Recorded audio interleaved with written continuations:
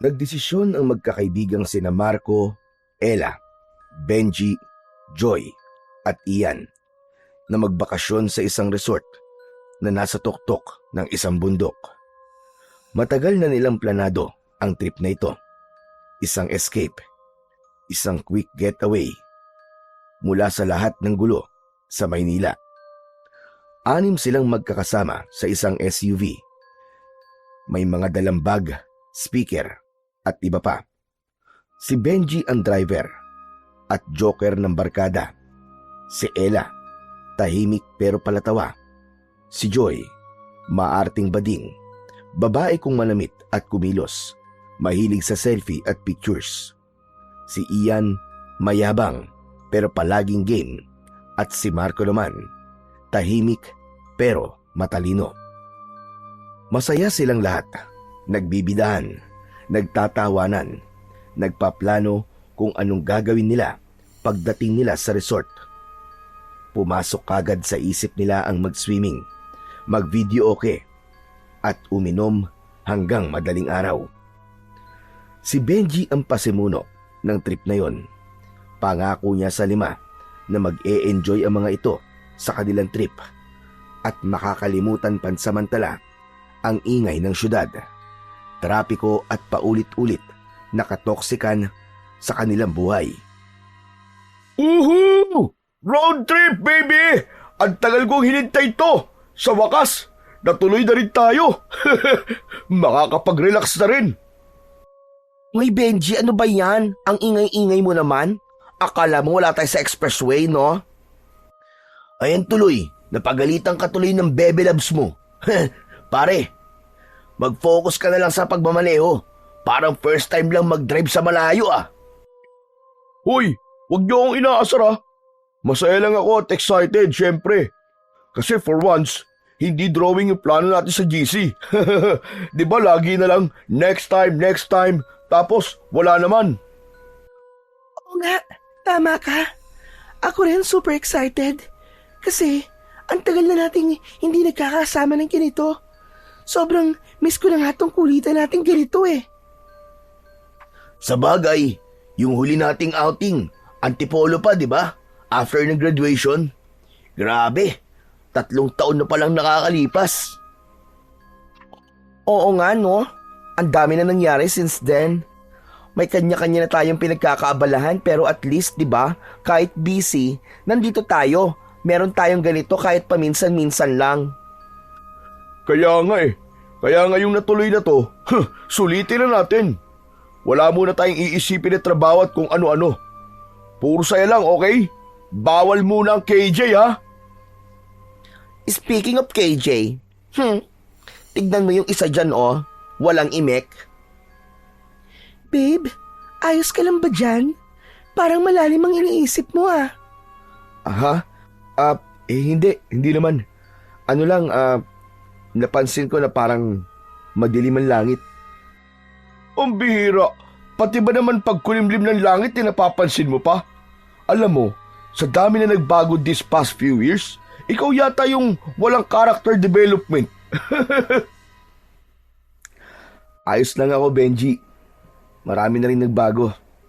Pero masaya ako na nandito pa rin tayo. Kayo pa rin. Parehong muka, parehong vibes.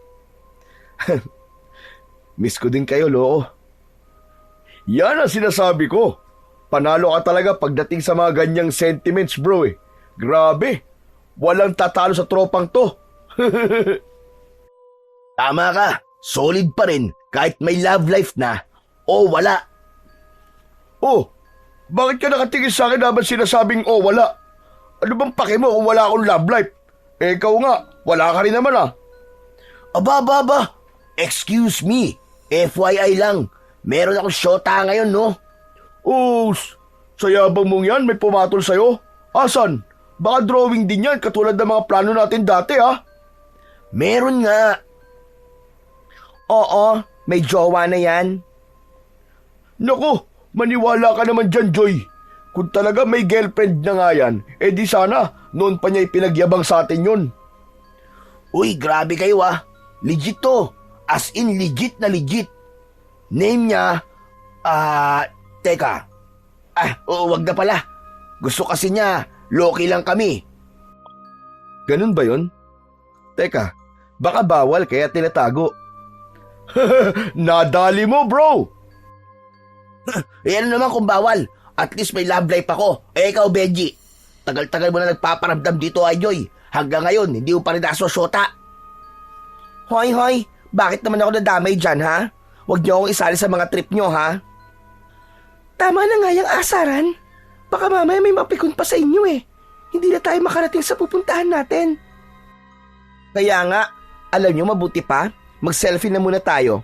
Bago tayo makarating sa final destination natin, gusto ko may memories na kagad.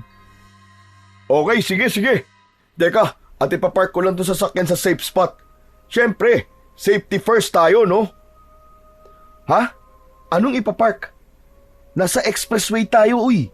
Gusto mo bang masita? Bawal uminto sa expressway, maliban na lang kung emergency. Kau naman, sandali lang naman eh. Doon naman tayo sa gilid tapos bubuksan ko na lang yung hazard light para magmukhang emergency, di ba? Hindi joke to, Benji. Hey, kalma lang. Sige, mamaya na lang tayo mag-stop over, Benji.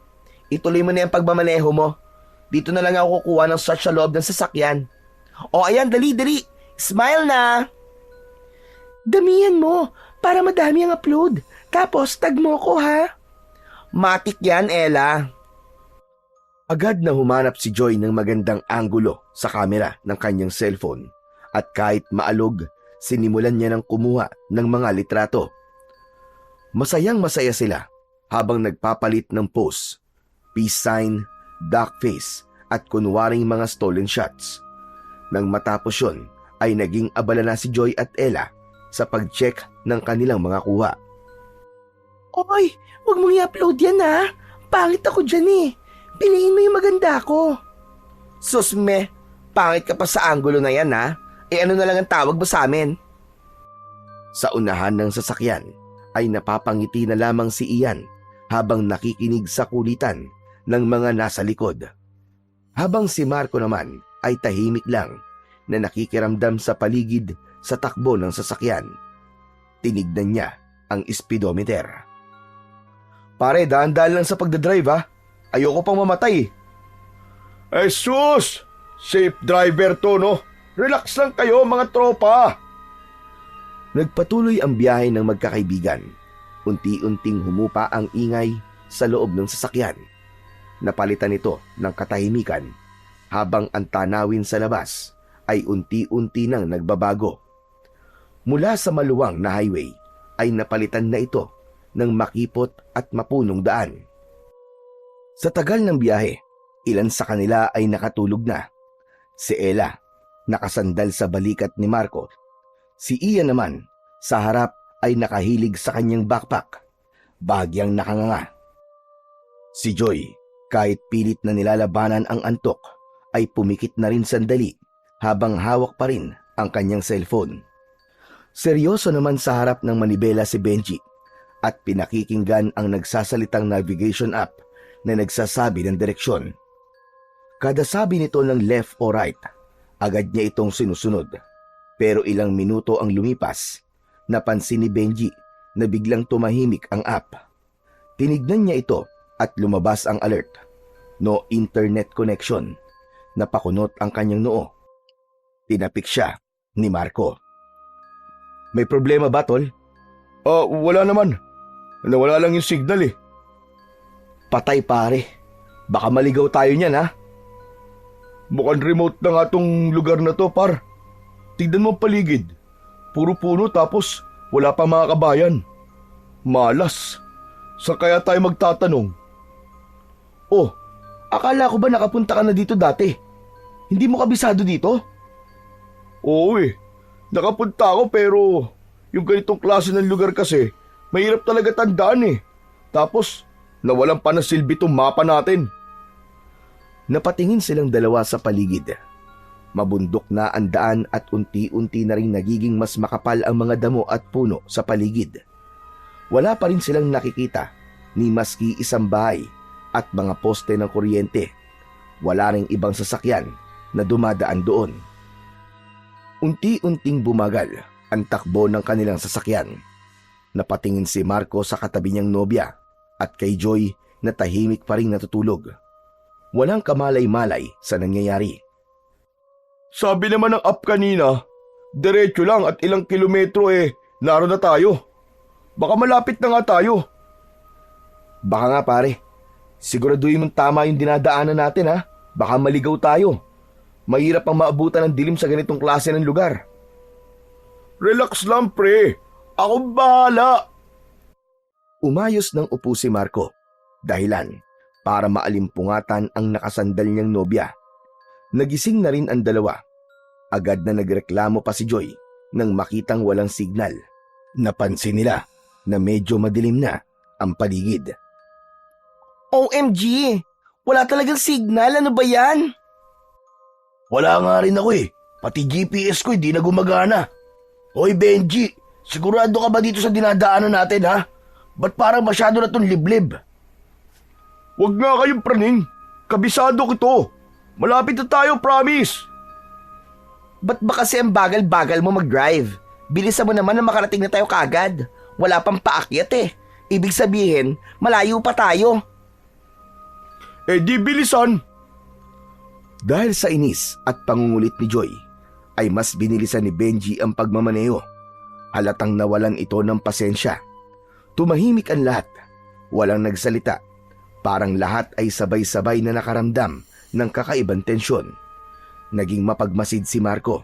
Naramdaman niya na may mali pero hindi niya matukoy kung ano. Humaharurot ang sasakyan sa madilim at lubak-lubak na daan. Pinipilit ni Benji na kontrolin ang manibela pero sa bawat kurbada, halata ang kaba sa kilos niya. Nang marating na nila ang pababa at pakurbadang bahagi ng daan, biglang napatapak ang paa ni Benji sa preno. Pero walang nangyari. Muli niyang inapakan, mas madiin, pero wala pa rin. Nanlaki na ang kanyang mga mata. Doon niya napagtanto ang totoo. Wala ng preno ang sasakyan. Ano nangyayari, tol? Wala tayong preno. Anong wala kang preno? Benji, nagbibiro ka ba? Biro lang yan, di ba? Hindi ako nagbibiro. Ayaw talaga kumapit ng preno. Ayan kahit anong tapak ko, wala. Yung preno mo uli. Hatakin mo na yung handbrake. Sinubukan ko na. Ayaw talaga Sko, Benji! Anong gagawin natin? Hawakan niyo yung mga gamit. Lahat! Kumapit kayo! Nagkagulo na sa loob ng sasakyan. Mas sinigpitan pa ni Benji ang hawak sa manibela at pilit na kinakabig para maiwasan ang mga puno at bato sa gilid ng daan. Pero hindi nito napigilan ang trahedya. Bumangga sila sa isang malaking puno sa gilid. Sumunod ay katahimikan. Tanging tunog ng unti-unting pagpatak ng tubig mula sa radiator ang maririnig sa labas. Sa loob ng sasakyan, amoy usok at alikabok. Unti-unting gumalaw si Marco. Napatingin siya sa paligid. Wasak ang kanilang windshield. May dugo sa noo si Ian, habang si Ella naman ay unti-unti na rin nagkakamalay. Si Joy ay nakapikit, nanginginig pero humihinga pa. Si Benji naman ay nakakapit pa rin sa manibela. Hingal na hingal, pero buhay. Aray! Okay lang ba kayo? Joy, Ella? Ako, okay pa. Masakit lang ang ulo ko. Pero mukhang okay naman ako. Sorry mga tol. Hindi to ang oras para humingi ng tawad, Benji. Siguraduhin muna natin na okay ang lahat. Kailangan natin makalabas sa sasakyan. Sinikap ng magkakaibigan na makalabas ng sasakyan kahit masakit ang katawan at nanginginig pa sa takot. Isa-isa silang lumabas sa mga pinto. May mga galos at pasa ang bawat isa sa kanila pero wala namang malalang sugat. Nang makalabas na silang lahat, doon nila nakita ang sinapit ng kanilang sasakyan. Lukot ang harapan. Umuusok pa ang makina. Hindi na ito mapapagana pa. Lumaon Unti-unti nang nilamon ng dilim ang paligid. Nagsindi na sila ng flashlight. Sa gitna ng katahimikan, nagsimula na silang matakot. Hindi lang dahil na aksidente sila, hindi lang dahil gabi na. Ang mas nakakapanindig balahibo, alam nilang naligaw sila sa isang lugar na hindi pamilyar. Ito ba? Ito ba yung sinasabi mong maayos na outing, ha, Benji? Oo na. Kasalanan ko na. Nawala ng silbi yung mapa eh. Bakit? Ginusto ko ba ito mangyari? O ngayon, paano na tayo niyan? Ano, stranded tayo dito? Seryoso ka? Sa ganitong klase ng lugar? My God, Benji! Hindi magandang joke to. Muntik mo na kami mapatay. Teka lang, hindi ko naman ginusto na maaksidente tayo ah. Tama na yan. Wala na tayong magagawa. Nangyari na eh. Ang mabuti pa, pag-usapan na lang natin kung ano ang plano. Tama. Lahat tayo pagod at masakit ang katawan. Pero kahit mag-ingay tayo dito, wala tayong mahihitang tulong. Mas mabuti siguro kung maglakad-lakad tayo at maghanap ng pwedeng matuluyan kaysa magsigawan tayo rito na parang mga bata. Pasensya na talaga ah. Hindi ko naman ginusto eh. Pero alam kong ako ang mali. Oo, maling-mali ka talaga, Benji. At dahil sa pagkakamali mo na yan at sa bulok na kotse mo, lahat tayo apektado. Lahat tayo nadamay. Ayoko na. Gusto ko nang umuwi sa amin. Shh! Tahimik! Huwag kayo maingay. May nararamdaman ako. May paparating. Babe, ano yun? Anong paparating? Hoy, please naman Marco, wag ka naman malakot oh. Tahimik sabi! Nanahimik ang lahat. Maya-maya pa, nakarinig sila ng kaluskos. Mga yabag ng paa na nakakatapak ng mga dahon at sanga. Mabagal ang kilos, parang hindi normal. Malaki at parang bilang isa. Mukhang marami. Nakarinig din sila ng malakas na pag-ungol na hindi pangkaraniwan. Ang tunog ay mababa at mabagal. Umaalingasaw din ang mabahong amoy na parang galing sa nabubulok na karne. Nanigas ang lahat. Walang makagalaw at walang nakaimik. Tingin nila, mga mababangis na hayop ang paparating. Napahawak naman si Marco sa suot na kwintas na may palamuting parang bato. Naramdaman niya ang bahagyang pag-init nito. OMG! Kung mabangis na hayop yan, kailangan nating gumalaw. Hindi tayo pwedeng manatili rito, guys. Okay, sige. Kunin natin yung mga gamit at umalis na tayo. Wala na tayong choice kundi ang maglakad. Hindi tayo ligtas dito. Paano mo naman nasabi, Brad? Nararamdaman ng kwintas ko. Umiinit. Ibig sabihin, merong something sa lugar na to na dapat nating iwasan. Nasa iyo pala yung kwintas na yan, ha? Oo, bakit? May problema ba doon? Hindi, wala naman. Chill lang, tol. Ang weird lang talaga eh. Huwag ka magagalit, ha? Pero, noong ko pa sinasabi sa'yo, ang baduy niyan, Brad. Matalino ka naman eh. Pero naniniwala ka sa ganyan. Come on! Ay nako, tama na nga yan. Hindi to ang oras para magganyanan, ha? Okay. Chill lang kayo. Wala naman akong sinabi masama. Sinabi ko lang yung iniisip ko. Pasensya na, Brad, ha? Di lang talaga ako naniniwala sa mga agimat o anting-anting na yan eh. At sorry, ha? Baduy pa rin ang fashion mo. Ian, tingin mo ba joke to? Tignan mo ang paligid natin. Wala tayong signal, wasak ang sasakyan, nasa gitna tayo ng kagubatan. Tapos ang iniisip mo, baduy ang kwintas ko. Sorry, Brad. Ang kwintas na to, hindi lang pang fashion statement to, Ian. Hindi rin ito pampaswerte lang. Ibinigay ito ng lolo ko para sa aking proteksyon. Kaya bago mo papagtawanan ulit to, magdasal ka na lang na sana totoo nga ang kapangyarihan nito. Dahil kung hindi, wala tayong laban sa kung ano man na naghihintay sa atin dito. Okay, fine. Sorry na nga, di ba? Di ko na uulitin. Tama na yan. Unahin na muna natin kung paano tayo makakaalis dito. Tama naman si Marco eh. May nararamdaman din akong kakaiba sa lugar na to. At yung tunog na naririnig natin, hindi normal yun. Biglang lumakas ang ungol mula sa hindi kalayuan. Mas malakas yon kaysa kanina. Mas malalim at mas mabangis. Napatigil ang lahat at napatingin sa isa't isa.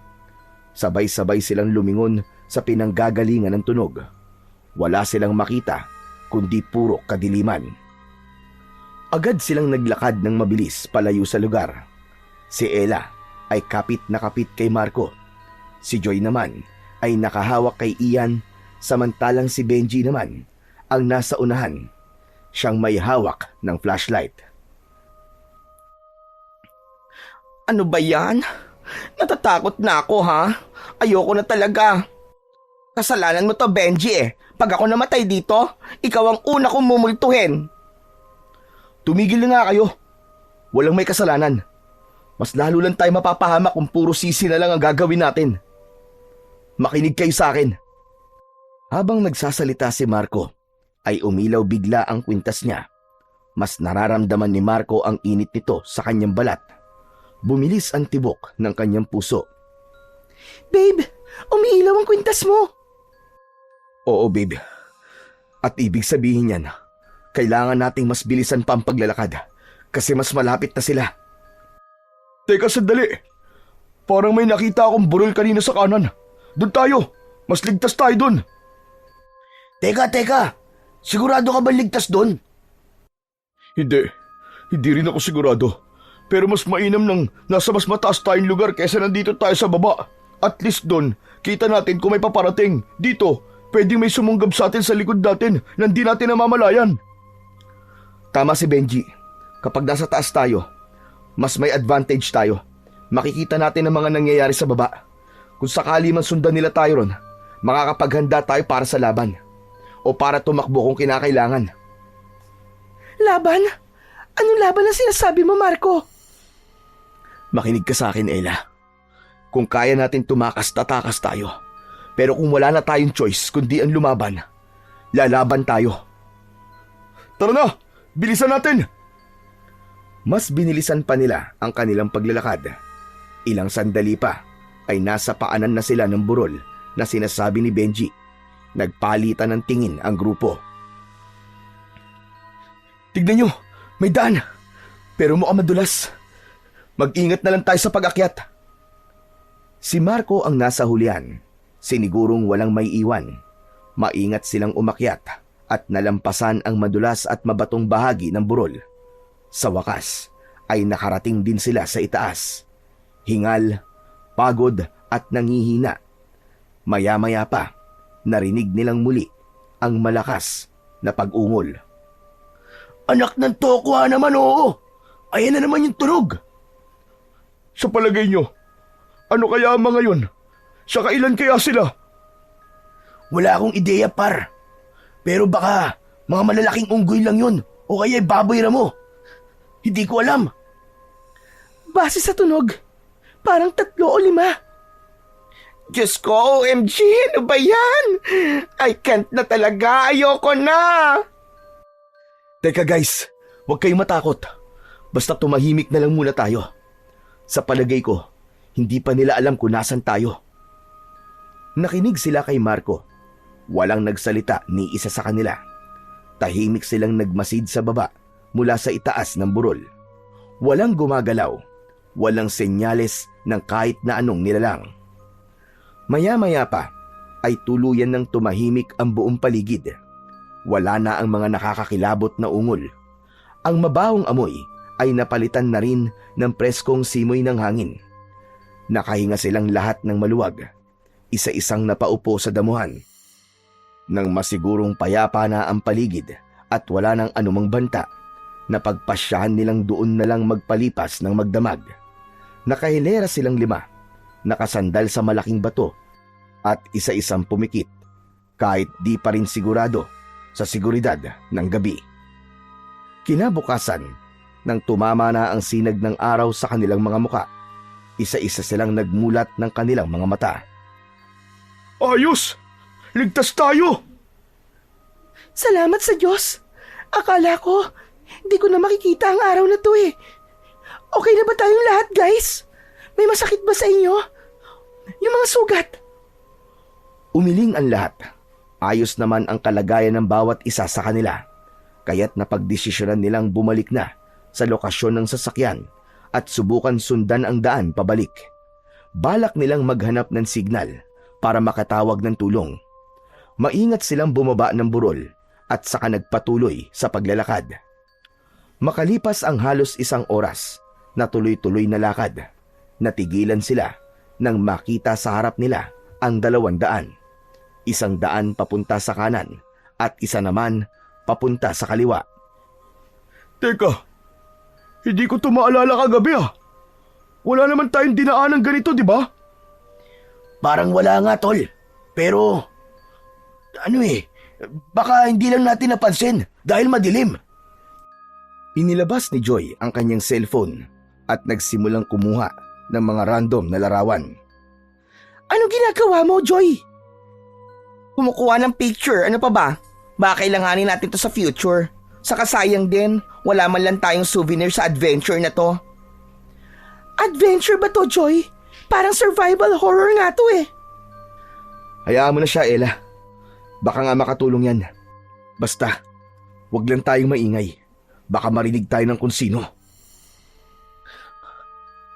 Saan tayo dadaan? Ano ng plano? Mabuti pa. Magbotohan na lang tayo kung sa kanan ba o sa kaliwa. Okay, ako sa kaliwa. Sa kanan ako. Sumang-ayon si Joy kay Ella. Kanan din ang pinili nito, pero si Marco ay sa kaliwa.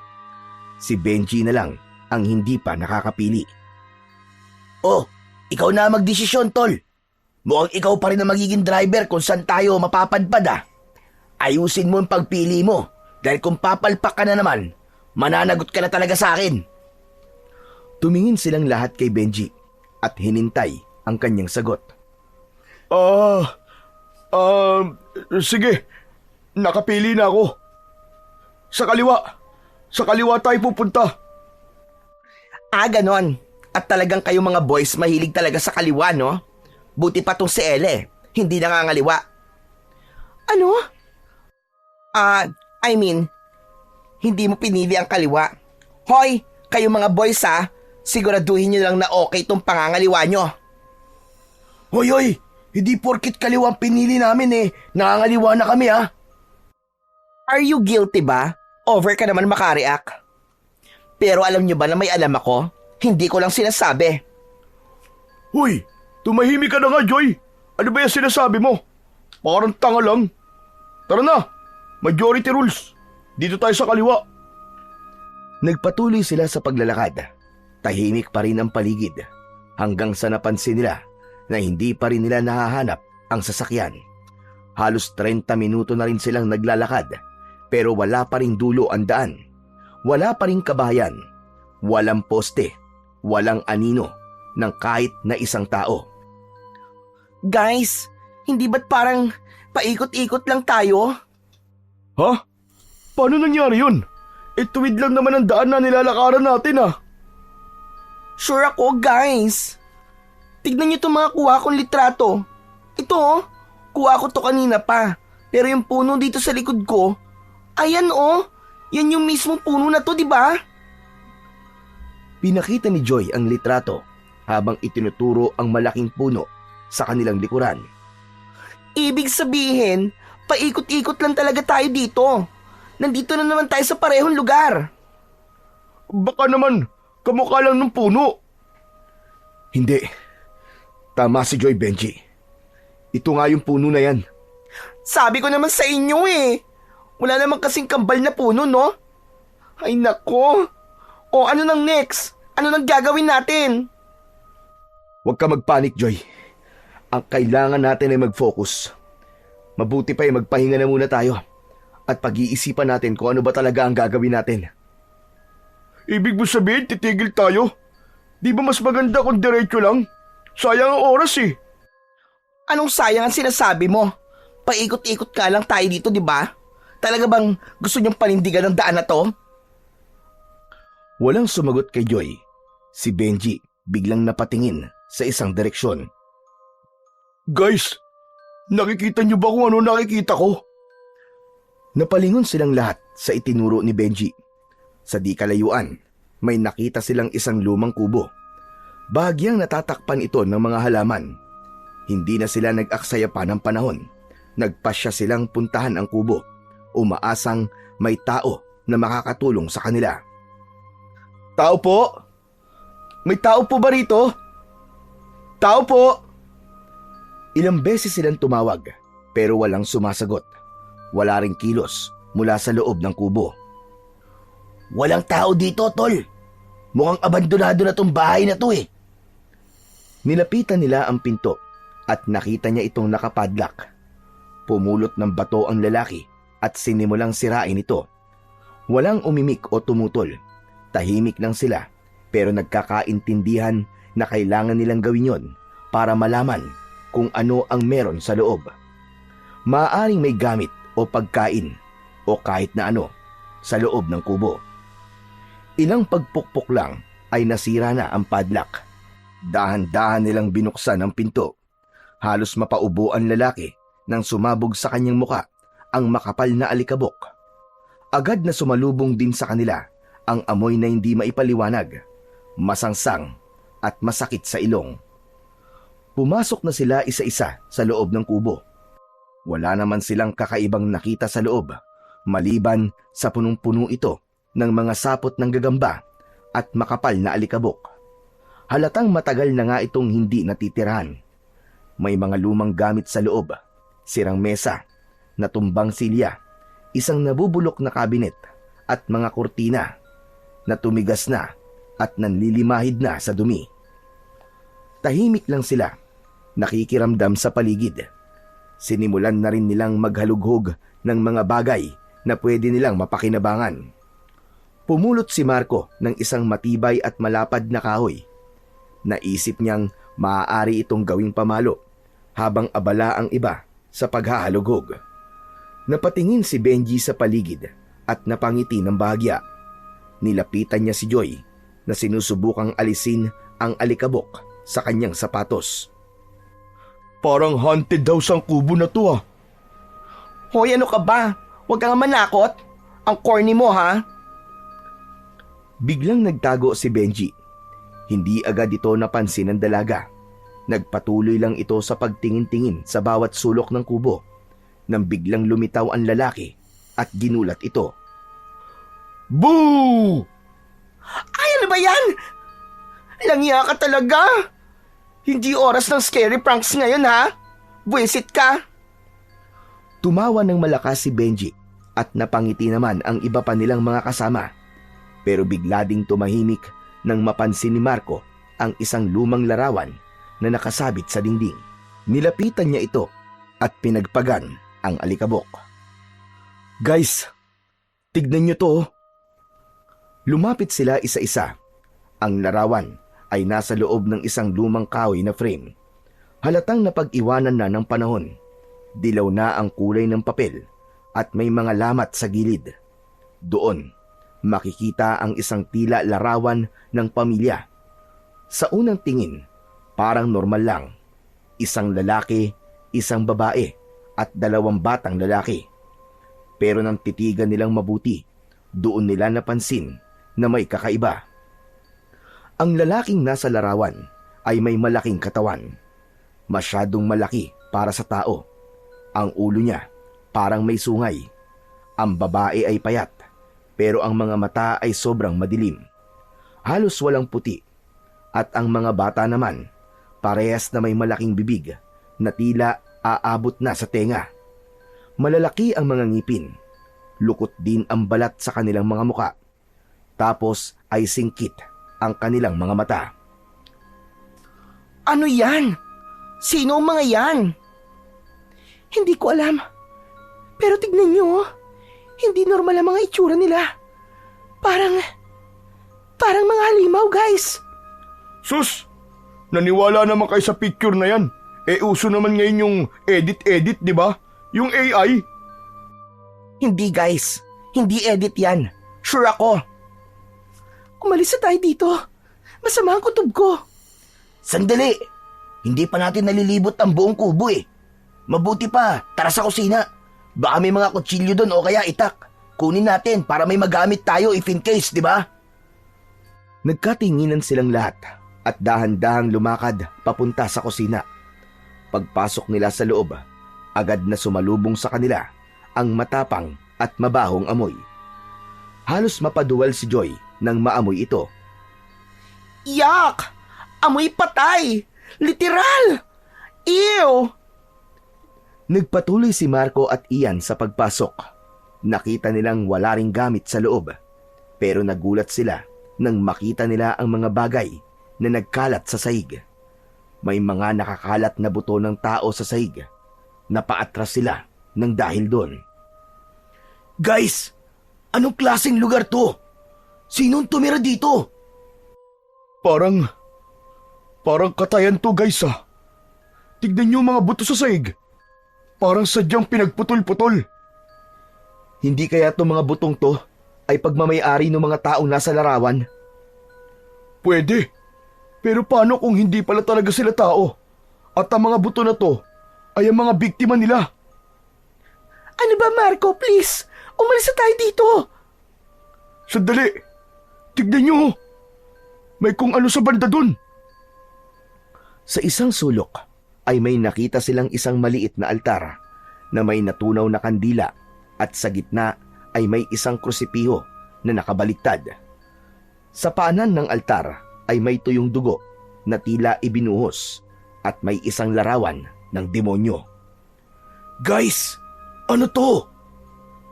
Nagsasagawa sila ng ritual dito. Meron silang sinasamba sa altar na to dati. So, ibig sabihin, yung mga buto sa sahig? Tama. Mga biktima nga sila. Tara na! Kailangan na natin makalabas sa lugar na to bago pa tayo makita ng kung sino man o ano man na dating nakatira sa kubo na to. Dahil sa matinding takot, tumakbo palabas ng bahay sina Ella at Joy. Mabilis namang sumunod ang kasama nilang mga lalaki. Nagpatuloy na sila sa paglalakad. Halos hindi na nila namalayan ang pagod at gutom dahil ang tanging laman ng isip nila ay ang makalayo sa lugar na yon. Ilang sandali pa ay may narinig silang mga boses. Mahina, parang mga taong nag-uusap. Agad nilang napagtanto na may tao sa paligid. Sinundan nila ang tunog. Dahan-dahan silang naglakad at naging maingat ang bawat hakbang. Hanggang sa narating nila ang bungad ng isang maliit na komunidad. Ang lahat ay nakatingin lang sa baryo. Pero si Marco, napansin niya ang isang matandang lalaki na tila nagmamasid o may binabantayan. Nakatago ito sa likod ng isang puno at nagtsatsagang sumilip. Nilapitan niya ito ng dahan-dahan. Manong? Nagulat ang matanda. Bigla itong napaatras at napahawak sa kanyang dibdib. Halatang hindi niya inaasahan ang presensya nila. Anong ginagawa niyo rito? Ako po si Marco, Manong. Pasensya na po kung nagulat po kayo ha. Manong, naligaw po kami dito eh. Nabangga po yung sinasakyan naming sasakyan. Hindi po kami makaalis eh. Kailangan po namin ng tulong. Panandali ang natahimik ang matanda. Parang nag-aalinlangan kung dapat ba silang pagkatiwalaan. Pero nagbago ang reaksyon nito nang makita ang suot na kwintas ng binata. Sige, halika kayo. Pero dahan-dahan lang. Huwag kayong maingay. May mga mata at tenga na hindi nyo nakikita sa baryong yan. Sumunod sina Marco at ang kanyang mga kasama kay Mangorio. Tahimik lang silang naglakad sa liku-likong daan na napapalibutan ng matataas na damo at malalaking puno. Papalayo na sila sa komunidad. Makalipas ang ilang minuto, narating nila ang isang kubo sa gitna ng mas masukal pambahagi ng gubat. Gawa ito sa kahoy at pawid. Medyo may kalumaan na ang itsura nito, pero matibay ang pagkakayari. Sa harapan pa lang ay agad nang napansin ni Marco na may mga kakaibang bagay ang nakasabit sa paligid ng kubo. Marami ring tanim na iba't ibang mga halamang gamot. May paminta, bawang, sampagita, sambong at marami pang iba. May mga nakakalat din na bote na may lamang di nila matukoy na kung ano. Agad silang pinatuloy ng matanda sa loob ng kanyang bahay. Agad sumalubong sa kanila ang amoy ng insenso. Simple lang ang loob nito pero maraming kalat. Halatang di nag-aayos ng mga gamit ang matanda. Marami rin kung ano-anong mga abubot. May lumang mesa, ilang sako ng bigas sa may sulok, at mga estanteng halos puno ng bote, garapon at dahon-dahon na pinatuyo. Sa isang bahagi ng bahay, may munting altar. May kandilang kulay puti, larawan ng Birheng Maria, ilang santo. Napansin ito ni Marco at napanatag ang kanyang kalooban. Wala siyang nakita ni isang bagay na tila sataniko o kahina-hinala. Walang baliktad na krus o larawan ng isang demonyo. Pinaupo sila ng matanda sa sahig. Saan ba kayo galing? Bakit kayo napadpad dito? Manong, galing po kami ng Maynila. Papunta po sana kami sa isang sikat na resort. Kaso naligaw po kami at naaksidente po. Naglakad po kami. Umasa po kami makakahingi ng tulong. Pero lalo lang po kami naligaw eh. Hanggang sa napadpad po kami dito. Ganun ba? Ako nga pala si Goryo. Alam nyo, sa palagay ko, hindi lang kayo basta naligaw dito. Ano pong ibig nyo sabihin, Manong? Sinadya namin na magpunta dito para pagurin at takutin namin ang sarili namin? Ngumiti ang matanda pero hindi ito masaya. Mapait ang kanyang ngiti. Tumango siya sa kamuling nagsalita. Alam nyo, matagal na ako nakatira dito. Halos buong buhay ko, dito ko na ginugol sa liblib na lugar na ito. Bihira lamang ang naliligaw dito. Kaya pagpasensyaan nyo na kung may nasasabi man ako na hindi sang-ayon sa inyo. Wala po kayong dapat na ihingi ng pasensya, Manong. Kami pa nga po nakakaabala sa inyo eh. Pero Manong, pwede po ba ako magtanong? Bakit po hindi kayo doon sa baryo nakatira? Ba't ang layo po ng bahay nyo? Tapos, para ka pong nag-iispiyan nung nakita ka namin kanina. Nakatago ka po sa likod ng puno habang pinagmamasdan nyo ang mga tao. Dati akong taga ron, pero lumayas ako kasi may mga masasamang nilalang na sumakop sa baryo na yon. Mga tulisan po ba? O mga rebelde? Ano po nangyari? Hindi mga ordinaryong tao ang sumakop sa amin. Mga aswang sila. Uy, kwentong horror. Ayos yan ah. Ang galing ni Lolo. Master storyteller pala. Lo, anong klaseng aswang yun? Manananggal ba? Gabunan? O yung ordinaryong aswang lang na kumakain ng laman loob? Marami ako napapanood na ganyan eh. May isa nga, lumalabas sa inidoro eh. Hindi natawa ang matanda. Bagkus, tumalim ang mga tingin nito. Yumuko siya at dinampot ang isang maliit na kahon sa kanyang tabi. Binuksan niya ito at ipinakita sa kanila ang mga lumang litrato. Isa-isa niyang nilatag sa harap nila. Ito ang pamilya ko. At yung iba naman dito, mga kaibigan, kapitbahay. Dati, masaya lang kami. May tawanan, may salo-salong nagaganap. Sabay-sabay sa anihan. Pero unti-unti, nag-iba. Nagbago yung ugali nila, yung kilos at iba pa. Hanggang sa isang gabi, nakita ko mismo ng sarili ko mga mata kung paanong pinatay at kinatay ng isa sa kanila ang kababaryo naming buntis. Naging aswang sila? Nakakatakot naman po yun. Oo, at wala akong nagawa sa bagay na yon. Mabuti na lang at nakita niyo ko at di kayo dumiretso sa baryo. Dahil kung hindi, baka naging biktima na kayo ng mga mangangatay na aswang. Mangangatay na aswang? Ano ang kaibahan niyan sa mga napapanood naming aswang sa mga pelikula? Ang mga aswang sa baryo, may kanya-kanya silang tungkulin. May bantay, may hunter, at may tagakatay. Hindi sila kumakain ng sariwang laman ng tao? Ano yun? Kinakatay nila tapos niluluto?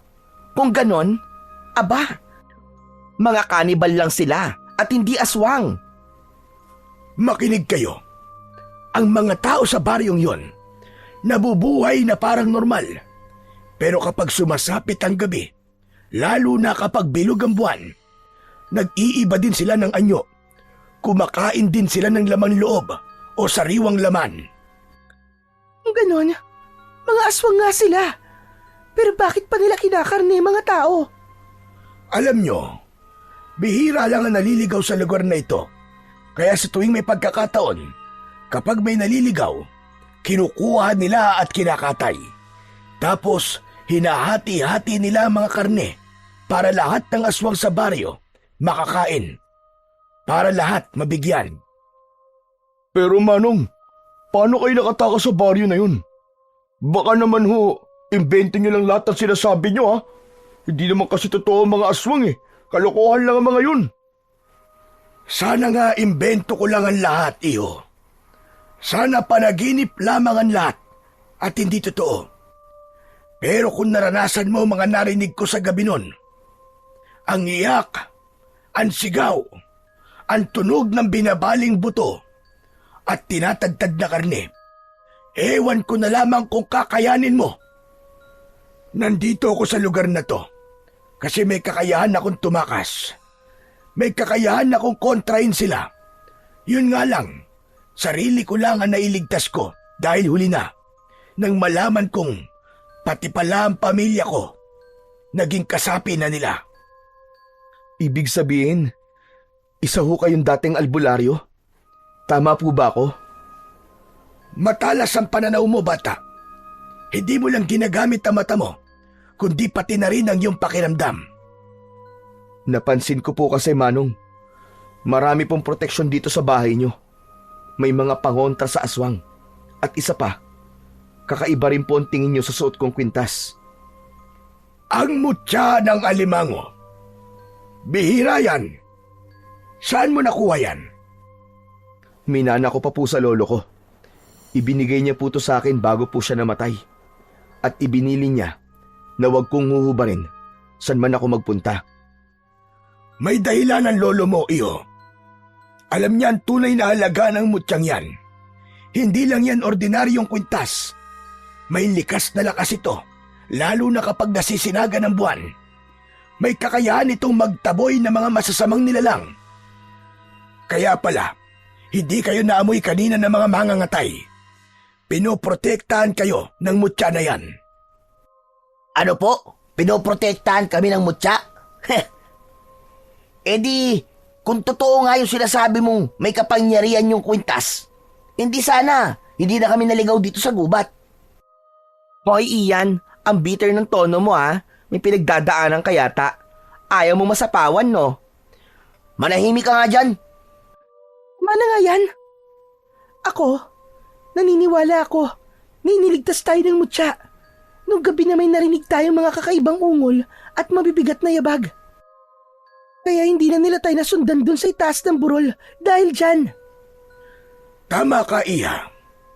Kung wala kayong proteksyon, sigurado ako na hindi na kayo inabutan ng umaga dito. Napakadelikado ng lugar na ito. Pero, kung ganito kadelikado ang lugar, bakit hindi pa po kayo umaalis dito, Mang Goryo? Hindi ako umaalis dahil may tungkulin ako.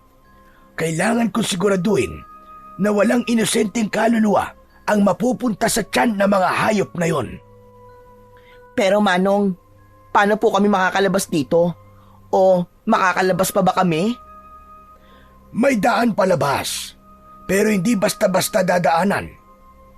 Kailangan may gabay. Bukas na madaling araw, susubukan kong ilabas kayo. Pero ngayon, dito na muna kayo sa bahay ko. Huwag kayong lalabas kahit na ano pa ang mangyari. Huwag din kayong lalapit sa bintana.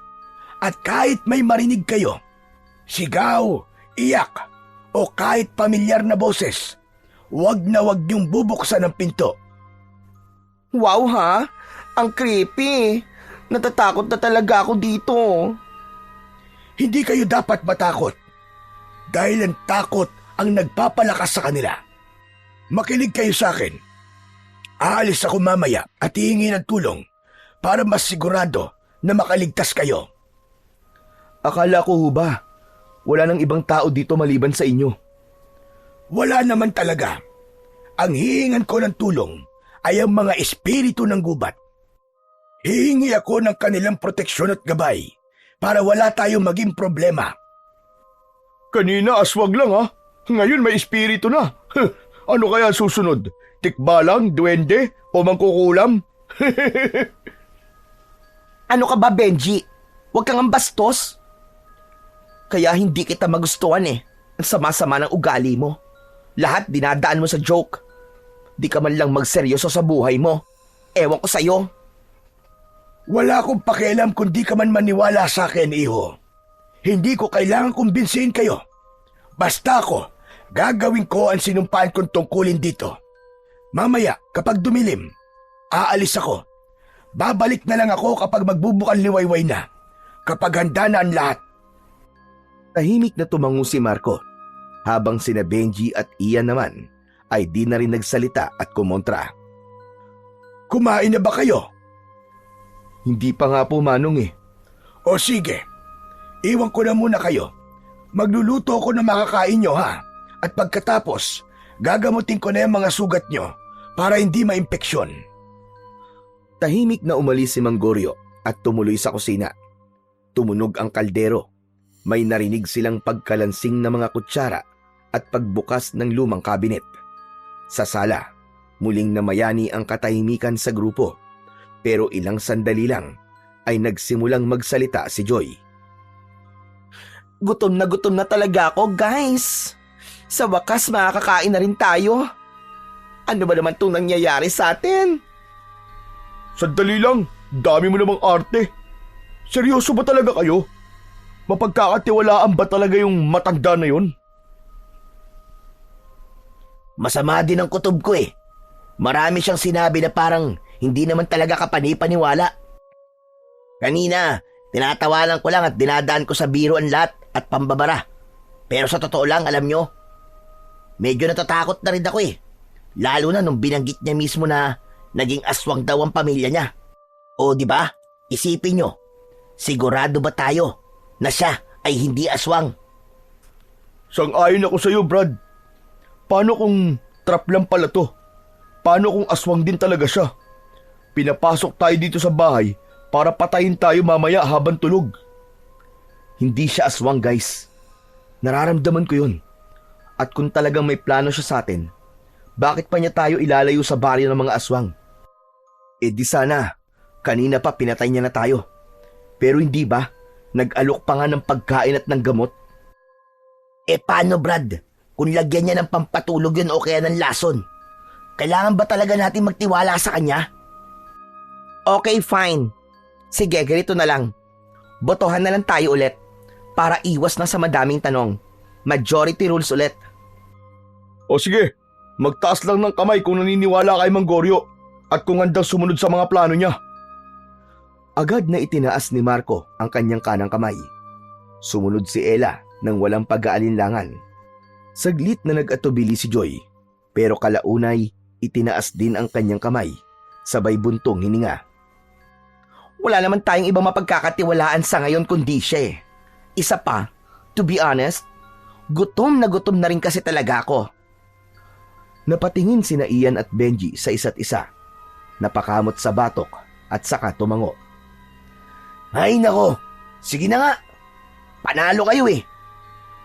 Nagkaroon ulit ng katahimikan ang grupo. Lahat ay tila bahagyang gumaan ang loob matapos ang pasyang yun. Sa wakas, nagkaisa sila. Ang pagdududa ay napalitan ng isang maliit pero matatag na pag-asa. Maya-maya pa, bumalik na ang matanda. May dalang malaking kahoy na tray. Nasa loob nito ang mainit na sabaw na may gulay. Hiniwang nilagang kamote at daing na isda. Nagdala na din siya ng kanin at kanilang maiinom. Kain na kayo. Pasensya na kayo dyan sa naihanda ko. Hindi yan magarbo, pero kaya nitong palakasin ang katawan nyo. Galing yan sa kalikasan at hindi sa laman ng tao. Tahimik nilang tinanggap ang pagkain. Walang reklamo, walang nagtatanong. Pero si Ian at Benji, naghintay muna ng ilang saglit. Pinanood na muna ang mga kasama nila na makakain. Nang makitang wala namang masamang nangyari sa tatlo, saka lang sila kumuha at nagsimulang sumubo. Pagkatapos nyong kumain, gagamutin ko na mga sugat nyo. At bago ako umalis mamaya, bibigyan ko kayo ng mga pangontra. Di yun sapat para labanan sila, pero makatutulong ito para di kayo kagad maamoy. Salamat po, Mang Goryo. Tumangulang ang matanda, saka tumalikod muli papuntang kusina upang ayusin ang mga gamit. Sumapit na ang gabi. Tahimik na ulit ang paligid. Lumamig na rin ang hangin. Makikitang nag-aayos si Mang Goryo ng mga dadalhin niyang gamit. May isang bayong, itak at iba't ibang bote ng langis. May mga inilagay din siyang mga tuyong dahon at ugat. Tahimik lang na nakamasid ang grupo sa kanya. Halata sa mga mata nila ang kaba at takot. Hindi man sila magtanungan, ramdam nila ang tensyon sa isa't isa. Yung bilin ko mga bata, uulitin ko. Tandaan nyo ito. Kahit na anong mangyari, wag na wag kayong lalabas. Kahit anong marinig nyo sa labas, wag nyong bubuksan itong pinto. Delikado. Kapag narinig nyo ang boses ko, wag nyo pa rin buksan hanggat hindi sumisikat ang araw. Opo, Mang Goryo. Susundin po namin kayo. Tumango ang matanda, saka isa-isang kinuha mula sa loob ng bayong ang mga kwintas na yari sa baging.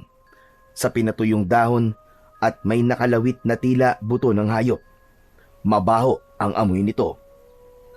O heto, kanya-kanya kayo ha. Isuot nyo kagad. Huwag nyong aalisin hanggat hindi pa sumisikat ang araw. Yang mga kwintas na yan, hindi basta-basta yan. Tulad na sinabi ko kanina, may bisa yan para di kayo maamoy ng mga aswang. Parang tabing yan sa amoy ng dugo nyo. Kinuha ni Ella ang kwintas. Sinundan naman siya ng iba. Halatang nandidiri si Joy, pero tahimik lang ito na sumunod. Si Marco naman, inamoy pa sandali ito bago isinabit sa kanyang leeg. Si Ian, agad din na isinuot ito, saka tumango kay Mang Goryo. Si Benji ay sinipat muna ito ng mabuti. Epektibo ba talaga to? Subok na yan iyo. Basta't di lang kayo lalabas, ligtas kayo. Ba't parang napakabaho naman ito? Parang amoy na patay tong kwintas mo eh. Kasi nga, panlilin lang yan. Sanay ang mga yon sa amoy ng nabubulok na dugo at laman. Kaya kailangan tabunan ng amoy ng katawan nyo. Mas mabuti nang mabaho kayo kaysa mamatay, hindi ba? Tahimik ang lahat. Walang umangal. Isinabit na rin ni Benji ang kwintas sa kanyang leeg habang pinipilit na tiisin ang amoy nito. Sige, aalis na ako. Huwag niyong kalimutan ang mga bilin ko. Walang magpapapasok kahit na ano pang marinig nyo. At yung kwintas, siguraduhin huwag niyong aalisin. Lumabas na si Mang Goryo. Dala ang kanyang bayong at itak. Agad na isinarado ni Marco ang pintuan. Gayon din ang mga bintana. Naglagay na rin sila ng mga bawang doon. Pero ilang segundo pa lang ay napansin ng binata na hindi mapakali si Benji. Panay ang tingin nito sa pintuan. Hindi ko na kaya. Susundan ko si Mang Goryo. Ano? Di ba sabi niya, huwag tayong lalabas? Kaya nga, naku Benji huwag mong gagawin yan, delikado. Baka hindi ka na makabalik. Makinig ka sa kanila, Benji. Kung totoo man na aswang yung mga tao, isang buong baryo yon. Ipapahamak mo lamang ang sarili mo. Alam ko, pero ako kasi may kasalanan kung bakit nandito tayo eh. Ako yung nagyaya sa inyo dito, di ba? Tapos ako yung tanga-tanga na nag-drive at umasa sa pesting apps na yun. Kaya dapat may gawin din ako para makalabas tayo dito. Benji, hindi ka namin sinisisi. Hindi mo kailangan gawin yan. Kailangan, Ella. Hindi to para magyabang lang. Kailangan ko malaman kung totoo nga ba yung sinasabi ng matandang yun. Kung mapagkakatiwalaan ba talaga siya. Kasi kung hindi, mas delikado tayo rito. Tumahimik ang lahat. Alam nilang may punto ang kaibigan nila. Ramdam nila ang bigat ng desisyon ni Benji. Maya-maya pa ay tumindig ang binata. Inayos ang kwintas at hinawakan ang palawit nito. Sabi ni Mang Goryo, proteksyon daw to, di ba? Bahala na. Kung di ka na talaga mapipigilan, sasamahan kita, tol. Hindi, wag na. Kailangan ni na Joy at Ella ang kasama dito. Wag mong ipagkakatiwala kay Ian yung dalawa na yan. Ha? Aba, teka lang, Benji. Ba't ako na naman ang nakita mo? Pambihira ka naman, oo. Sige na, aalis na ako. Baka makalayo yung matanda eh. Di ko na masundan. Baka naman pwedeng bukas na lang. Hintayin mo na lang si Mang Goryo. Baka mamaya pareho pa kayo mapahamak, Benji. Oo nga. Huwag mo na kami iwan dito. Nakakatakot na nga eh. Benji, ano? Pero hindi na nagpapigil ang binata. Kinuha niya ang flashlight mula sa bulsa at tinignan ang pintuan na nakasara. Lumapit siya dito at agad na binuksan. Huwag kayo mag-alala, guys. Babalik kagad ako. Aalamin ko lang ang totoo. Pagkatapos nun ay lumabas na ang lalaki. Agad na isinara ni Ian ang pinto. Narinig nila ang papalayong mga yabag. Pare-pareha silang natahimik, hindi makapaniwala sa tapang na ipinakita ng kaibigan. Ay, ano ba yan? Sana matapos na ang gabing ito. Ba't ba kasi umalis pa yung lalaki na yun eh? Kinakabahan tuloy ako.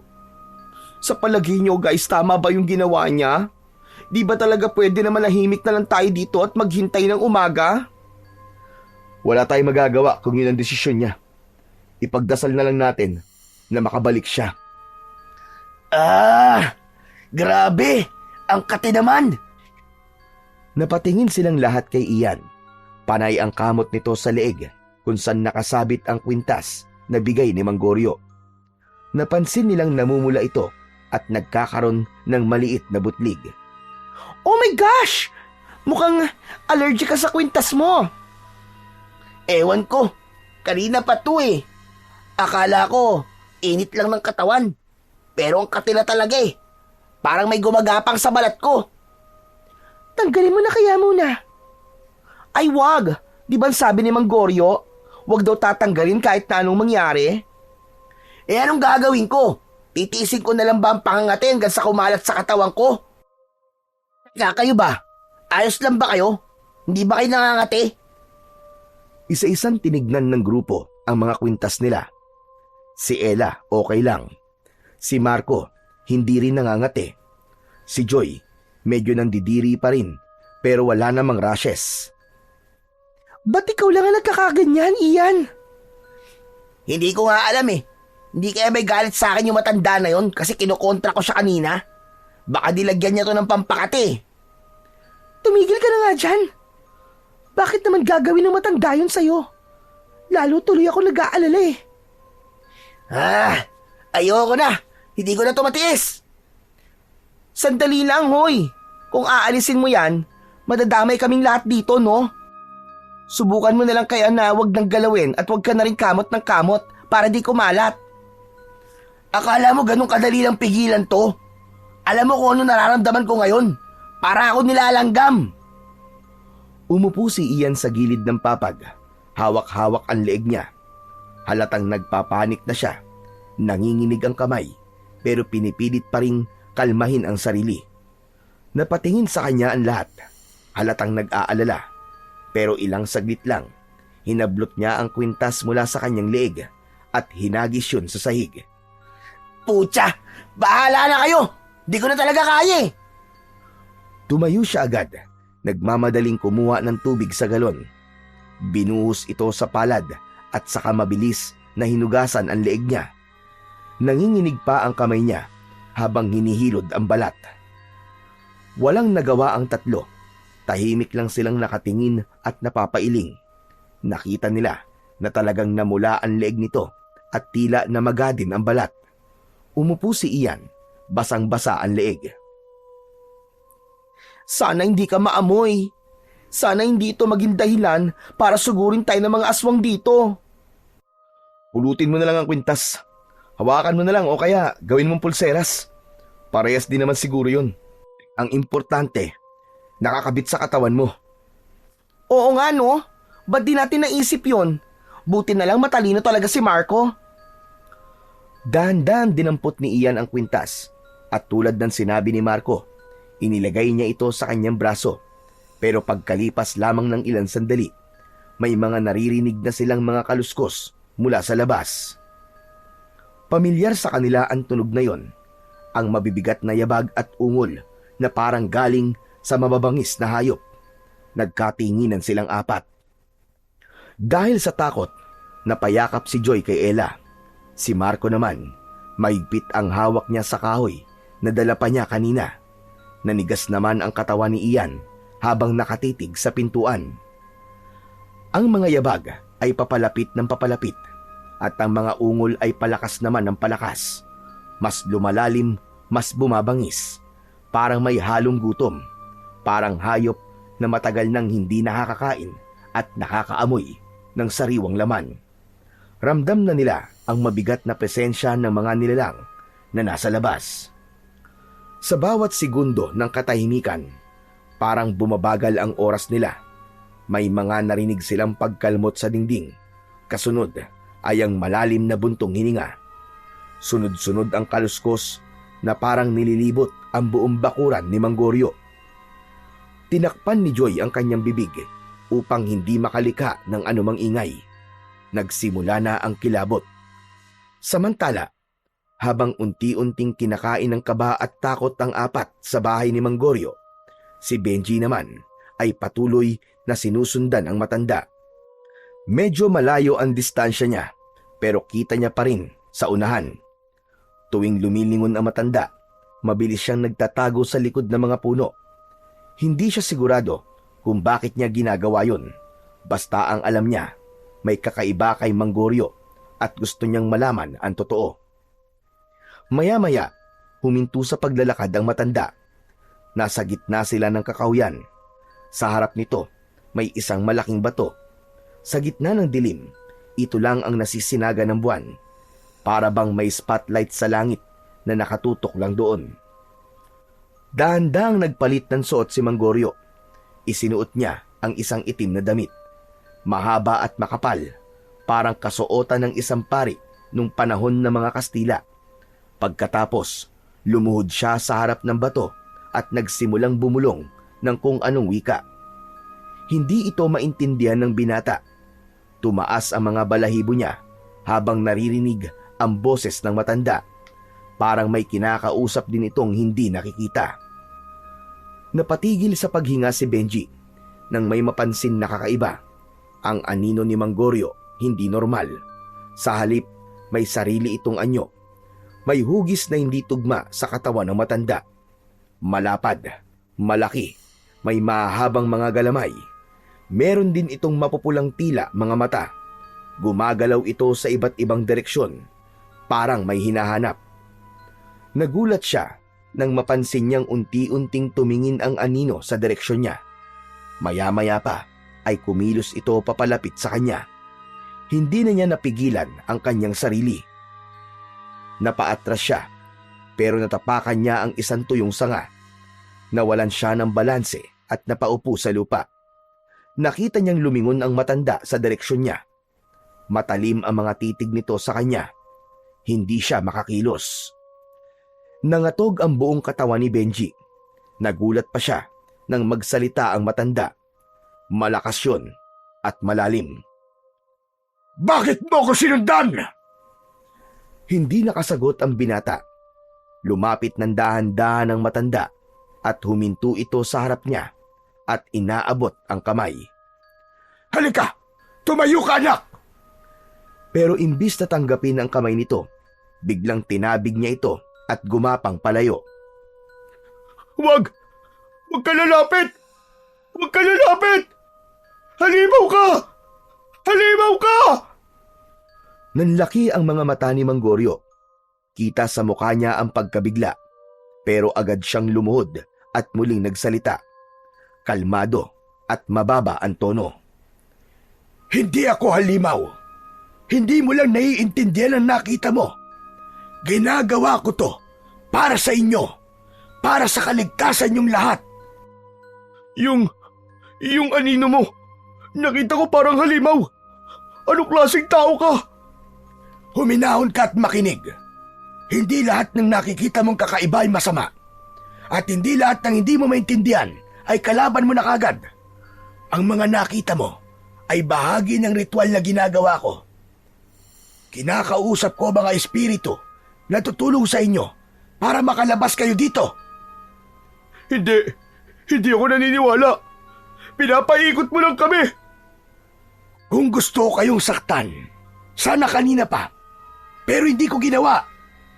Niligtas ko pa nga kayo, hindi ba? Ginamot ko mga sugat nyo, pinakain sa aking tahanan. Kaya nga ako nagbilin sa inyo. Dahil alam kong mapanganib ang gabi. Pero sumunod ka pa rin. Napakatigas ng ulo mo. Kung ayaw mo akong paniwalaan at kung may duda ka sa akin, bahala ka. Tumutulong lang naman ako sa inyo. Natahimik ang binata. Nagsimula na siyang umiyak, pero maya-maya ay huminahon. Naramdaman niyang totoo ang sinasabi ng matanda, pero may parti pa rin sa kanya na natatakot at naguguluhan. Pinilit niyang tumayo.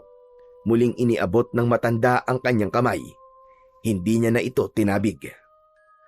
Pero nang makatayo ang binata, muli siyang napatingin sa likuran ni Mang Goryo. Nasa likod na ng matanda ang kanyang anino.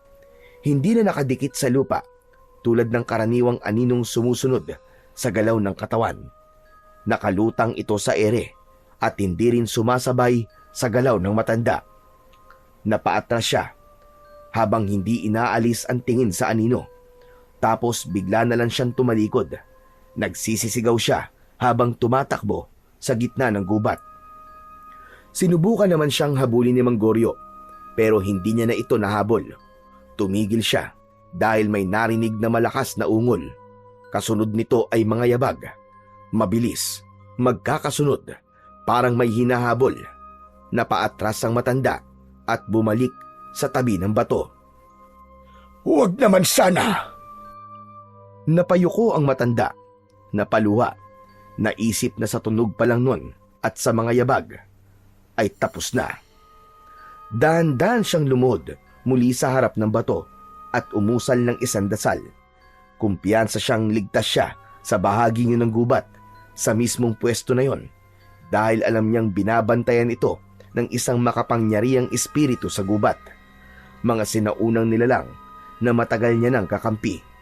Alam niyang habang naroon siya, hindi siya mahahawakan o masasaktan ng anumang nilalang sa dilim. Nang matapos na ang dasal, sumandal siya sa bato at nilingon ang direksyong tinakbuhan ni Benji. Wala na siyang makitang anuman doon. Wala na rin siyang naririnig na ingay. Nakaramdam siya ng panghihinayang para sa binata. Samantala, sa bahay ni Mang Goryo, tahimik pa rin nakikiramdam ang mga nasa loob.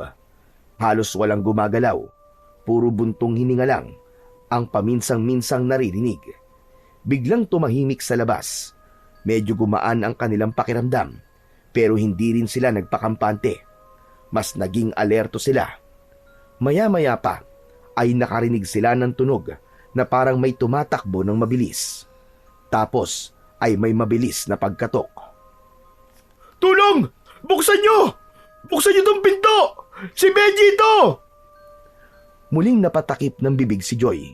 Si Ella, napakapit ng maigpit kay Marco. Mga tol, parang awa nyo na! Buksan nyo to! May umahabol sa akin! Parang awa nyo na! Si Benji nga! Buksan natin! Wag! Di ba ang kabilin-bilin na matanda? Kahit ano raw mangyari, wag tayong lalabas. Wag tayong magbubukas ng pinto. Tinignan nila ang isa't isa. Naroon ng awa, ang kaba at pagkalito. Please, buksan niyo to, papasukin niyo ako! Papasukin niyo ako, buksan niyo ng pinto! Pero walang gumalaw. Hindi nila binuksan ang pinto.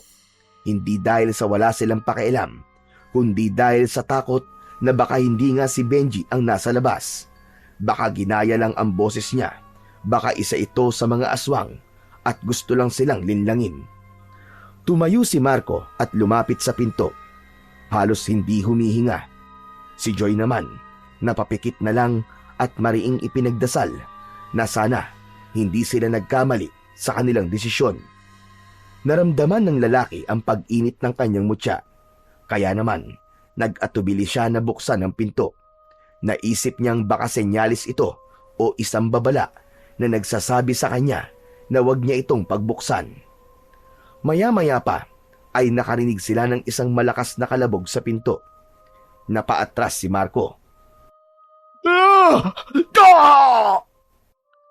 Napatakip ng tenga sina Joy at Ella. Parehas na umiiyak ng tahimik. Pagkatapos nun, biglang tumahimik ang paligid. Walang ungol, walang kahit na ano. Parang walang nangyari. Mas lalo silang kinabahan. Para sa kanila, mas nakakakilabot ang katahimikan sa pagkakataong yun kaysa sa ingay. Sa isip ni Marco, tinatanong niya ang sarili kung talaga bang hindi si Benji ang nasa likod ng kanilang pinto. Pero hindi siya naglakas ng loob na sumilip man lang.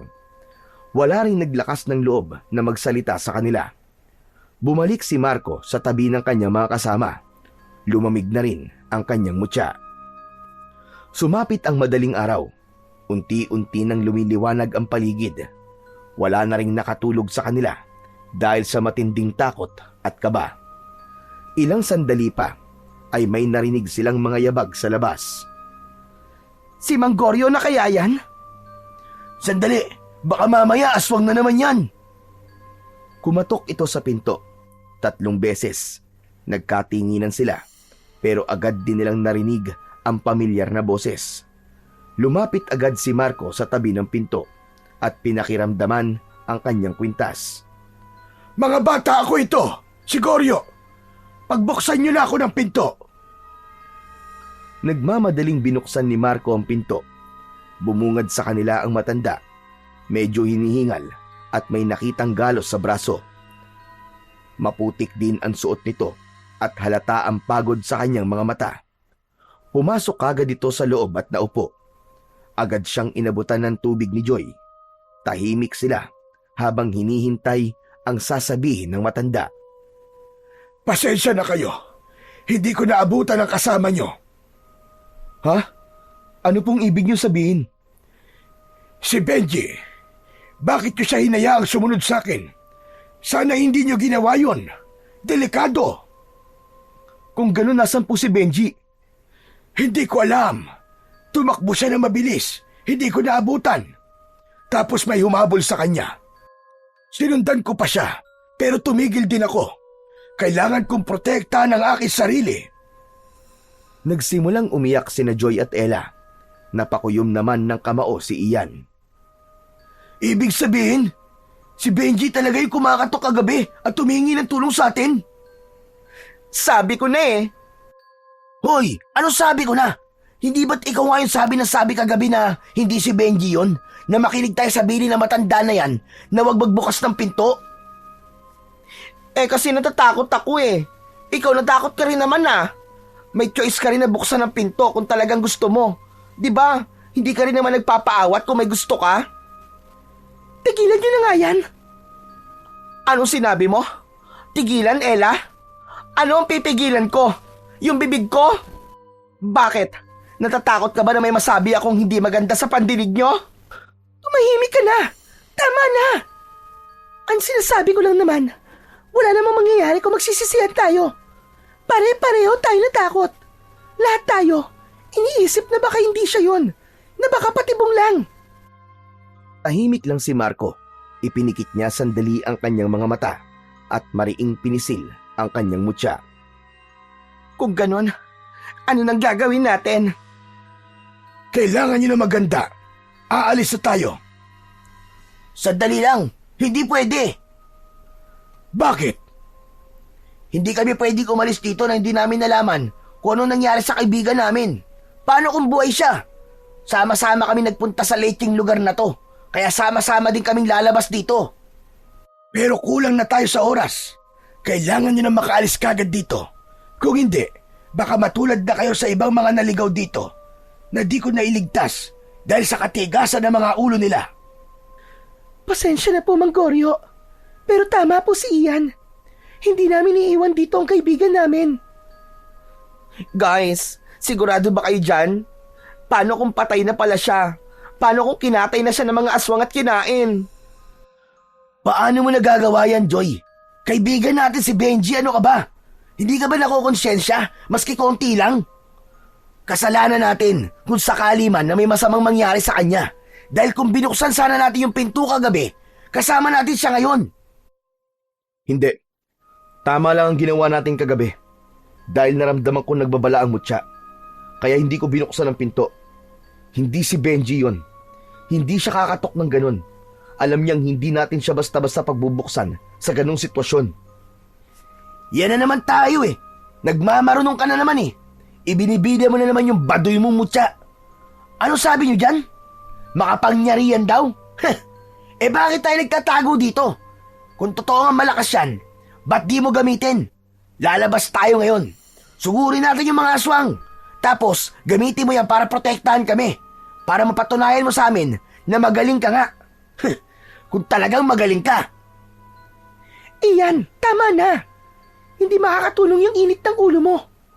Kaya nga, wala namang may gustong mangyari to eh. Pare, hindi naman ako nagmamarunong at hindi ko rin sinasabi na ako ang palaging tama. Natakot din ako kagabi, pero hindi ko pwedeng baliwalain ang nararamdaman ko. Hindi ko pwedeng ipagsapalaran ang buhay nating lahat dahil sa guilt o awa. Hindi lang ako ang pinoprotekta ng mutya, kundi tayong lahat. Di gamitin mo. Huwag ka lang puro satsat. Ipakita mo may silbihan. Kasi kung hindi, isa lang yung piraso ng walang kwentang bato. Tama na!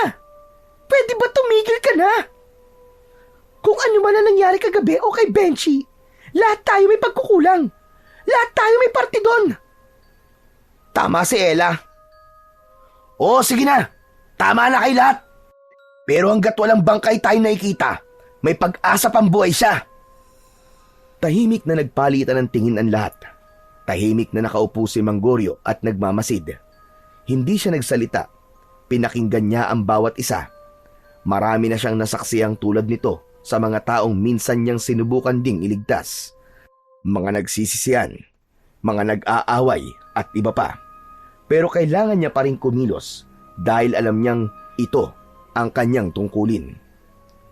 Tama na. Ako na ang bahala sa kaibigan niyo. Hahanapin ko siya at ililigtas kung kinakailangan. Yan ang pangako ko. Paano niyo siya ililigtas? Huwag niyo nang problemahin yon kung paano ko gagawin yon. Ang importante, makaligtas kayo. Sige na, maganda na kayo. Ihatid ko na kayo palabas sa gubat. Mang Goryo, salamat po. Isa-isa silang nag-ayos ng kanilang mga gamit. Natigil na ang kanilang pagtatalo. Lumapit si Mang Goryo kay Marco. May hawak itong bagay na nakabalot sa papel. Para sa iyo to, Iyo. Ipinagkaloob ng espiritu ng gubat.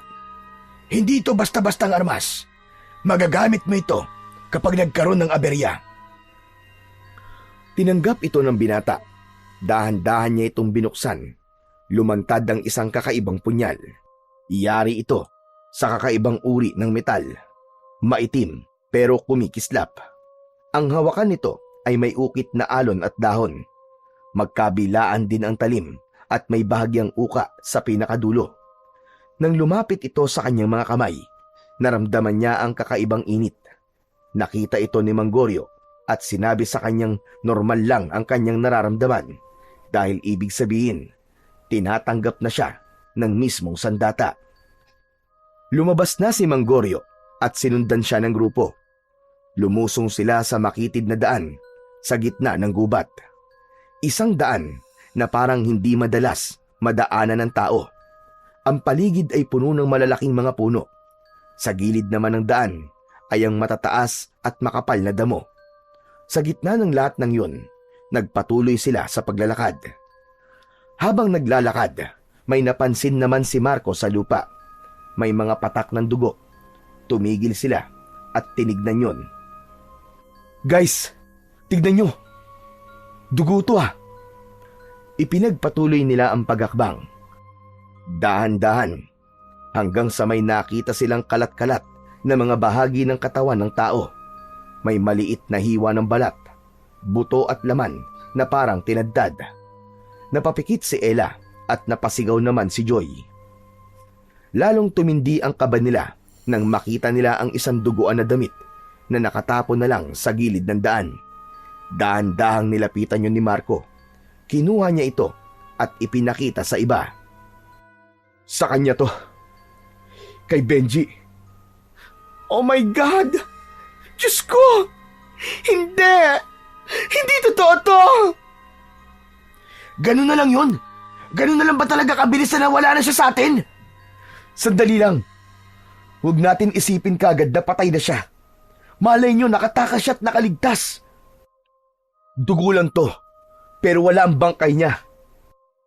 Pero sa loob-loob ng binata, alam niyang maliit ang pag-asa na buhay pa nga ang kaibigan. Ang dugo na nagkalat, ang mga tadtad na laman sa daan, at ang dugo ang damit ni Benji ay nagsasabi ng katotohanang patay na nga ang kanilang kaibigan. Umiyak sila at di makapaniwala sa nangyari. Pero hindi pa man nagtatagal ay may bigla silang narinig na mga yapak. May tunog ng naaapakang mga sanga at dahon. Sunod-sunod at mabilis. Maya-maya pa ay nagsilitawan sa likod nila ang 10 lalaki. Malalaki ang kanilang katawan.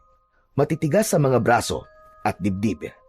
Ang mga ngipin nila ay mapuputi pero nakakapangilabot dahil sa kanilang mga hilaw na ngisi. Ang mas lalong kinatakutan ng grupo ay ang mga hawak nilang sandata. Mga malalaking kutsilyo na may malapad na talim, parang gamit ng mga matador sa palengke sa pagkatay ng mga hayop. Dalian nyo! Takbo! Sumigaw si Manggorio at binilisan ang kanyang pagtakbo. Hindi naman kagad na nakahuma ang magkakaibigan. Wala pa sa sarili, gulat na gulat, nangihina pa sa pagkabigla sa sinapit ni Benji. Mula sa kanan, isang lalaking malaki ang katawan ang sumugod ng mabilis. Parang hayop ito kung kumilos. Hinablot niya si Joy sa braso. Napasigaw ito habang siya ay kinakaladkad. Marco! Marco, tulungan mo ako! Hinila siya na parang isang manika lang. Nagsisisigaw ito habang kinakaladkad papasok sa makapal na damuhan. Pilit siyang sumusuntok at pumapadyak pero wala siyang laban sa lakas ng nilalang na yon. Masyado itong mabilis, parang hayop kung gumalaw. Bago pa makalapit sina Marco, Ian at Ella, nakita nilang nilapag sa lupa si Joy at gaya ng mga hayok, agad siyang pinagtulungan. Walang awa, walang pag-aatubili. Sunod-sunod ang mga saksak, tadtad, tagpas, at gutay. Napuno ng malalakas na tili at sigaw ang buong paligid. Saglit lang, at pagkatapos nun ay dumaan ang nakakabinging katahimikan. Nanginig si Ella sa kanyang nakita. Halos manlambot ang kanyang mga tuhod. Nanlaki naman ang mga mata ni Ian at Marco habang pinapanood ang karumal-dumal na pangyayari. Maya-maya ay lumabas ang 2 lalaki.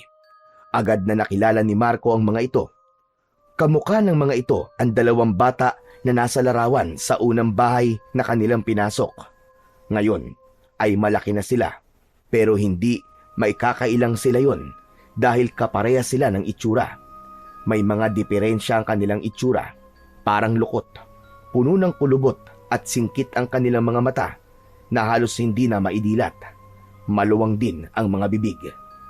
Hindi sila nagsasalita pero tawa lang sila ng tawa na parang mga abnormal. Matinis ang kanilang boses, parang tuwang-tuwa ang mga ito sa pinapanood. Umalis na kayo dyan kung ayaw niyo matulad sa kanya! Bigla namang natauhan ang tatlo. Hinila ni Ian si Ella. Na! Wala na tayong magagawa kay Joy! Hindi tayo pwedeng mamatay dito! Agad silang kumaripas ng takbo. Sinundan si Manggorio. Tinalon nila ng mabilis ang mga nakahambalang na ugat ng mga puno at mga nagkalap na putol na sanga. Bilisan nyo! Nakasunod sila sa atin! Habang tumatakbo sila, narinig nila ang mga mabibilis na yabag sa likod. Napasigaw si Ella, nadapa siya, pero agad na inalalayan ni Ian. Bumangon siya at nagpatuloy sila sa pagtakbo. Hingal na hingal sila at halos maubusan na ng lakas, pero hindi sila pwedeng tumigil. Bawat segundo, alam nilang lumalapit ang panganib. Malapit na tayo! Kapag narating natin ang dulo ng daan na ito, makakalusot na tayo sa mga aswang na yan! Pilit na pinapalakas ang kanilang mga loob, pero hindi pa man sila masyadong nakakalayo, ay biglang may sumulpot sa unahan. Sumugod ito ng mabilis. Sa takot na baka mapahamak si Ella, biglang nagpatiuna si Marco. Hinugot niya sa kanyang bewang ang sandatang ibinigay sa kanya ni Manggorio na galing sa espiritu o gabay ng gubat. Nung una ay hindi kumpiyansa ang lalaki na gamitin ito, pero nang umambang umatake ang aswang, kusa itong kumilos. Parang may gumagabay sa kanyang kamay. Nasaksak niya ito sa dibdib. Nagliyab ang sugat nito. Napaatras ang aswang, sumigaw at saka bumagsak. Umusok ang katawan nito hanggang sa tuluyang malusaw sa lupa. Tumigil sa pagtakbo ang ilang tumutugis, pero saglit lang yon. Nakita kasi nila ang bahagyang pag-aatubili sa mga mata ng binata. Agad na sumugod ang dalawa sa kanila at pinagtulungan si Marco. Mainit na mainit ang pakiramdam ng binata sa pagkakataong yon. Para siyang napapaso sa kanyang mutya, pero ang init na yon, ramdam niyang nagbibigay sa kanya ng dagdag na lakas at proteksyon. Agad siyang tinaga ng dalawang aswang sa magkabilaan niyang braso, pero hindi siya tinablan ng mga patalim. Tumalbog lamang ang mga ito sa kanyang balat. Nang gagalaiti sa inis ang dalawang aswang, muling inatake si Marco, ngunit bago pa sila makalapit, umigkas ang binata. Mabilis ang kanyang galaw, maliksi at malakas. Biglang napapikit ang dalawang aswang na nasa kanyang harapan nang makita nila itong biglang nagliwanag. At sa kanilang pagmulat, nakita nilang ang sandata nito at si Marco ay tila naging isa. Ang patalim ay nagmukhang isang dambuhalang sipit ng alimango at sa isang galaw nito, isinipit niya ito sa tagiliran ng isang kalaban. Sumirit ang dugo, narinig nila ang paglagutok ng buto at sa isang iglap lang, nahati ang katawan nito. Sumunod naman ay umikot siya at pinuntirya naman ang leeg ng isa pa. Nalaglag ang ulo ng aswang sa lupa, nasunog at natunaw. Pagbagsak ng ikalawang aswang, saglit na natahimik ang paligid. Ang ibang aswang ay hindi na lumapit. Ang mga mata nila puno ng galit pero may halo ng takot. Takot sa hindi nila maintindiang lakas na biglang nagising sa binata. Nakatingin lang sina Ella at Ian. Walang masabi sa ipinakitang galing ni Marco. Pero sa mga mata nila, normal lang ang lahat. Bilis at lakas lang ang kanilang nakikita at ang punyal. Ngunit ang kakaibang anyo ng pinag-isang kapangyarihan ng mutya at ng punyal ay hindi nila nakita. Tanging ang mga aswang lang at si Manggorio ang nakakita ng kagilagilalas na kapangyarihan nun. Lumapit ang matanda kay Marco. Ang mutya ng alimango, tunay nga nasa iyo ang kabal ng mga sinaunang mandirigma. Hindi ka ordinaryo, iyo. Napakahusay mo. Napatingin si Marco sa kanyang mga kamay. Nanginginig ito, hindi sa takot, kundi sa malakas na enerhiyang hindi pa rin humuhupa. Huminga siya ng malalim. Wala na si Joy. Hindi pa rin nila alam kung buhay pa si Benji. Napuno ng galit ang kanyang dibdib. Sumigaw siya ng napakalakas. Sumugod si Marco. Mabilis, parang isang kidlat. Isa agad ang kanyang napuruhan. Ang mga aswang ay sabay-sabay na sumalakay. May sumugod sa likod, pero naramdaman ni Marco. Umikot siya at sinipa ito sa dibdib. May 3 lumapit pa. Inihanda niya ang kanyang punyal at mabilis na pinagsasasaksak ang mga ito. Tumatama naman ang mga sandata nila, pero matibay ang kanyang katawan. Malakas ang kanyang mutya. Hindi siya tinatablan ng kahit na anumang matutulis na sandata. Malapit nang maubos ni Marco ang lahat ng mga aswang. Natira na lamang ang 2 may sirang muka. Maya-maya pa ay nagbago sila ng anyo. Naging isang mabangis na nilalang na may matatalim na kuko at pangil. Isa sa kanila ang tumili ng matinis at sumugod. Kinagat siya nito sa leeg, ngunit tulad ng mga nauna, hindi rin bumaon ang mga pangil nito. Tila tumama lamang ito sa matigas na bakal. Mabilis naman na gumanti si Marco. Sinakal niya ang aswang gamit ang kanyang bisig. Narinig ang pagkalas ng buto nito sa leeg. Hindi pa siya nakontento. Agad niya itong sinaksak sa dibdib at bumaon ang punyal hanggang sa likod. Patay ang aswang. Nakita ng natitirang aswang ang sinapit ng kanyang kasamaan. Sa halip na lumaban, tumakbo na ito palayo. Hiningal si Marco, napaluhod siya. Tinignan niya ang kanyang punyal at kamay. Puno na ito ng dugo. Lumapit naman si Manggorio at tinapik siya sa balikat. Tama na, iyo. Tapos na. Wala na sila. Tumango si Marco, bagamat hindi pa rin maalis sa kanyang muka ang matinding lungkot. Ba't ngayon lang, Manggorio? Ba't di mo sinabi sa akin na ganito kalakas ang mutyang to? Kung nalaman ko lang kagad, di sana, nailigtas ko pa sila. Alam kong makapangyarihan ang mutyang hawak mo, Marco. Pero wala akong ideya sa lakas mo at kung paano ito kikilos sa katawan mo. Alam mo bang wala akong proteksyon na nakuha sa espiritu, kundi ang punyal na yan? Ngayon ko lang din naintindihan na mas lumalakas ang kapangyarihan ng mutya at ng punyal kapag pinagsama. Para silang nilikhang magkaugnay. Dahan-dahang tumayo si Marco. Tinignan niya si Manggorio, saka tumango. Tara na po. Muling pinangunahan ni Manggorio ang kanilang paglalakad. Tahimik ang lahat habang tinatahak nila ang daan palabas ng kagubatan. Makalipas ang ilang minutong katahimikan, huminto sila sa pangpang ng isang ilog. Dito, biglang tumigil si Manggorio. Hanggang dito na lang ako. Hindi na ako pwedeng lumagpas pa. Tawirin niyo lang ang ilog na yan at sundan ang isang malinis na daan. Sa dulo nun ay may isang baryo. Humingi kayo ng saklolo sa kanila. Tunay na mga tao nakatira doon. Wala na kayong dapat na ipag-alala. Mag-iingat kayo. Manggorio, hindi ko po alam kung ano po naghihintay sa amin.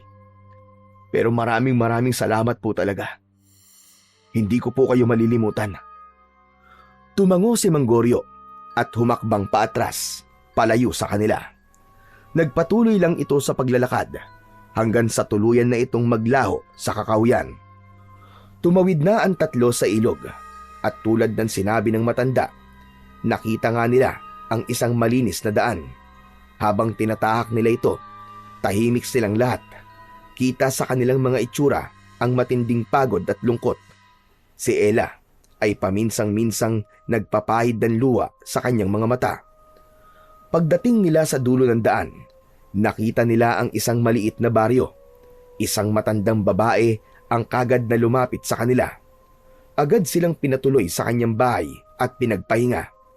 Sa pagkakataong yun, nagpasalamat na sila sa Diyos dahil sa wakas, ligtas na sila. Pagkalipas ng ilang oras, nang medyo naimasmasan na sila, nagsimula ng magsalita si Marco.